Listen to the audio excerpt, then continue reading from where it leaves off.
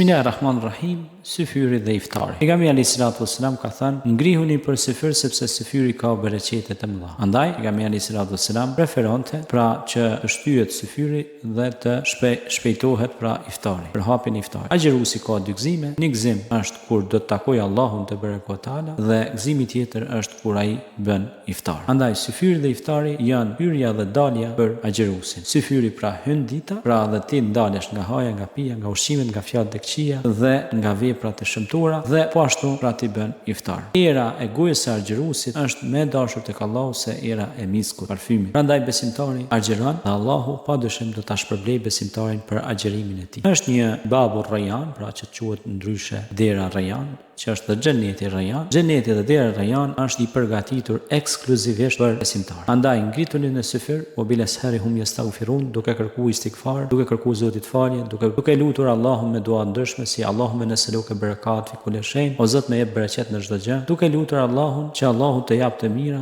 të shtoj të mira dhe të ruaj ty dhe familjen tënde nga çdo e keqe mundshme. Gjatë syfyrit dhe iftarit preferohet të ushqihemi më shumë me ushqime që janë të perime, ushqime që kanë bazë nga toka, ushqime të cilat nuk e rëndojnë pra organizmin tuaj. Pra jetë një ushqim halal të hahet me bismillah. Pastaj të lutemi, si në syfyr dhe iftar preferohen lutje të shumta për shkak se janë kohët më të përshtatshme ku Allahu Dhul Xhelal i pranon lutjet. Të lutemi o Zot, na shto diturinë, o Zot na i ruaj ne, familjet tona, evladët tonë, njerëzit që na rrethojnë. O Zot ruaj vatanin tonë, dheun tonë. O Zot na bëj prej të mirëve dhe na bëj prej atyre që bëjnë vepra të ndershme, vepra të mira, vepra humane, bamirëse, që të jemi sa më afër pra njerëzve që kanë nevojë. O Zot na mundëso që të jemi prej atyre që jemi umeti i leximit, siç është dhe fjala e parë në Kur'an, lexo, studio. Të jemi prej atyre umeti pra ose bashkësie që lexojmë, punojmë dhe veprojmë gjëra që Allahu te barekutaala është i kënaqur. Pejgamberi alayhis salatu wassalam zakonisht iftarin e bënte me hurme, kur nuk kishte hurme, pra e çelte iftarin me